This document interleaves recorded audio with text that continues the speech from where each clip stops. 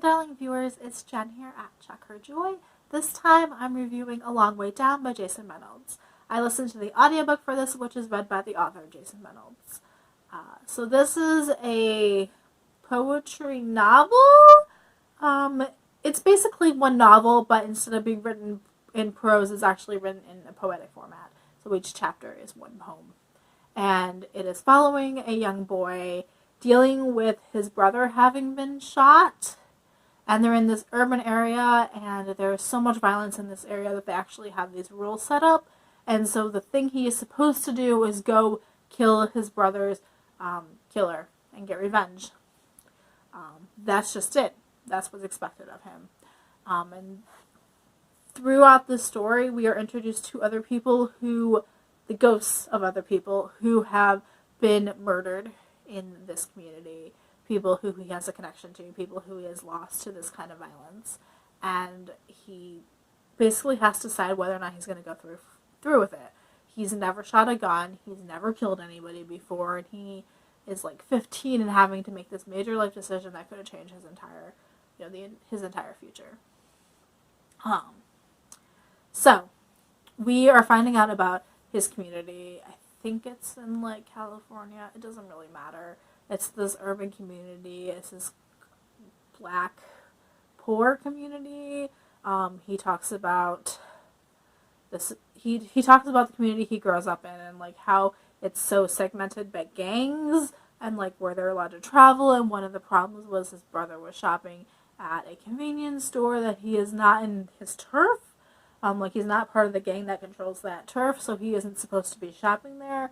But because their mom has eczema, and this is one of the only stores that sells the lotion she needs, like he had to go to that store, and it causes this beef. And that's originally what he thinks his brother got killed for. But as he encounters this ghost, he finds out there's a lot more to the story. So this is a community that lives by rules. When something like this happens, there are set rules for how you deal with this, like not crying, and the major rule that we're really focusing on this is to go get revenge, to go handle it. Somebody wrongs you and yours, you go wrong them back, like you get even. And so because his brother was killed, he needs to go kill the guy who killed his brother. But I mean, also it's a complicated thing. We start looking at like how far this went back, how far this beef is.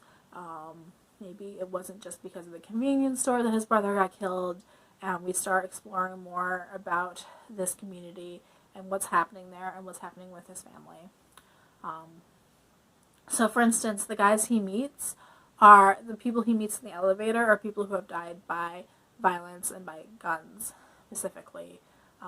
The first one he meets is the ghost of one of his brother's friends and like mentors who had already been killed before. And he starts talking about how he killed somebody and then how he got shot in revenge. And we just start exploring how these things just pile up. Like who did the first killing. It just always is going back and back and back and back. And it's a really, really complicated situation. And so he thinks it's pretty straightforward. My brother gets killed, I need to go kill him. But the more he meets these ghosts and the more they reveal about the story and what's been happening in his community, it's not quite as straightforward. It's also all a very internal, emotional struggle for him about what he's supposed to do and what he actually wants to do.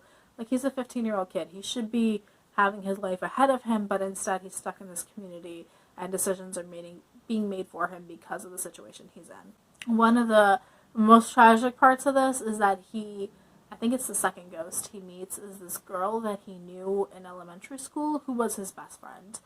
And she got shot on the playground by just a stray bullet in one of these altercations, and it wasn't even meant for her. But because she was at the wrong place at the wrong time, she ended up dying because of no fault of her own. And that was like the first time he really felt a death like that. It was the first time he was old enough to process that this person was gone. So for him, that was like the one that really hit him the hardest, and the one where he cried, and the one where he first learned the rules. And it's so heartbreaking that it happened to them when they were like 8 years old, that the girl died and that his life changed in such a way that, like, really he lost his innocence in his childhood at that point, and then he's just slowly been losing more and more of it to the point that he's 15 and now he's having to deal with very, very grown-up decisions, even though he's not really an adult yet, and not prepared to deal with that. And he's also lost his brother, and all of these other male influences he had in his life have slowly, disappeared. And so it's just him and his mom, and he doesn't really have anybody else to talk to or deal with this. And so there's, like, a major tragedy in that. So this is a very poignant story that really reflects on the causes of all this violence and what it can do to these communities, and how people kind of learn not to trust each other. But also there's a community standard in, like, his brother gets shot in the middle of a street where there are people and there are witnesses, but when the cops come to ask about it, they all are like, man, I didn't see nothing. I don't know what you're talking about. I wasn't there. I didn't see. I was looking the wrong direction. I don't know who did that. And so there's not justice coming from the police because of that, but also there's, like, this bonding within the community and how the community deals with it also, which is it was a deep, interesting book. That's basically what's going on here. Wow, I feel like I did this book no justice. Jason Reynolds' writing style is so good. It's a right mix of, like, it's poetic and has, like, rhythm to it, and there's definitely movement and emotions within that, but it still feels like prose in a way that I don't get too lost in, like, the poetry of it. So, like, I'm still feeling a narrative. So even though I don't necessarily enjoy poetry on my own, there's still this narrative and this thread going through it, and so I'm invested in this character and what's happening in this community and who's showing up and these ghost stories, and so all of that is still pulling me in, even though normally the language might off-put me a bit, but it never gets too much. It works really, really well, is what I'm saying. This one was deeply moving. It also wasn't quite as depressing as I thought it was going to be. I'm like, oh man, this book is all about his brother dying and, like, his revenge story, and so, like, and then all these other things that are happening, like, I thought it was going to be such a downer, but because we're hinging on this choice that he could make, so he's at this moment where he could either go down and continue the cycle of violence, or he can make a change. He can do something different. So there is this hope to him that he could stop the cycle, that he could go do something else, that he could go back to school, like, he could just keep going and being a kid, and maybe he will change himself, that he'll change a few other people, like, this could stop. So there's also this moment of, like, things could be different throughout the story, which keeps it from becoming way too dark. And there's also this genuine connection and feeling between him and these ghosts. They all have a moment. They all meant something to him. We get to find out their stories, and not just, like, how they died, but also how they lived and what they cared about and what was important to them. Like the girl on the playground and how they just used to hang out together. And it's such a, like, a gorgeous picture of just, like, two kids enjoying being kids and just having fun. Or, like, the things that his brother is teaching him in, like, this brotherly story. And we get to see pockets of, like, life and what makes life living. I think that's, like, the thing. Like, yes, there's so much death in this, but there's also so much about life and why we should care about life and why life is important. And it's woven so well in between them. Sorry, it's so short. I don't want to spoil things. So basically, he ends up meeting several ghosts. Each of them starts telling more and more of the story. It becomes more revealed until finally he gets to the bottom of the elevator and he needs to make the decision. And it's purposely vague about what the decision is. And so the ghosts all tell this in, like, a matter-of-fact way. That, like, this is how my life went. This is what happened. And for the most part, they seem to be leaning towards the don't do it side. Don't go get revenge. Are you sure this was the guy who killed your brother? Are you sure this is the right decision? But also, they're not going to pass judgment on him if he does go and kill the guy.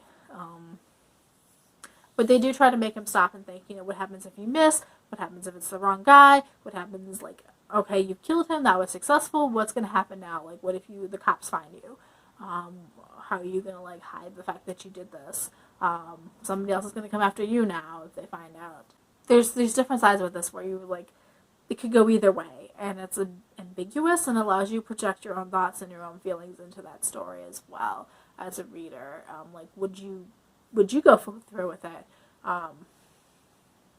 If you wouldn't have gone through with it at the beginning, like, there's enough reasons that make you start thinking about why somebody else might make a different decision than you. And if you are the type of person who might have gone through with it at the beginning, like, okay, but there's also enough reasons why maybe you shouldn't. I'm really starting to look at how complex these issues are and how far back they go. And it's amazing that how much gets packed into this story. What is like an hour and a half, like, how much thought and how much internalizing can happen in that time period. I actually enjoyed it. I don't want to say I loved it. It was a really good book. I really liked it. And it's a little bit uncomfortable, but not so much that you aren't in his headspace, that you aren't thinking what he's thinking and aren't feeling what he's feeling. And it's a very complicated time. He literally just lost his brother and is grieving, and how does he process that? So he's literally in this moment where he's having to process and grieve. And you're 15 and don't necessarily know how to do it. And, you know, he's always been told not to cry. So, like, there's also this avenue of, like, grieving that is not open to him or hasn't been open to him because he's following the rules. So, yeah. I do recommend A Long Way Down by Jason Reynolds. I do recommend the audiobook too, especially if you're not a poetry person like me, to get that rhythm and sense of what you're supposed to be thinking, but also it still definitely feels more, it's got enough of like a prose feeling to it that it doesn't get too bogged down in poetry. Let me know in the comments below if you have read A Long Way Down. Are there any other books, either by Jason Reynolds or other authors, that I should be reading, either about this topic or just in general? Peace out. I love you guys, and keep reading.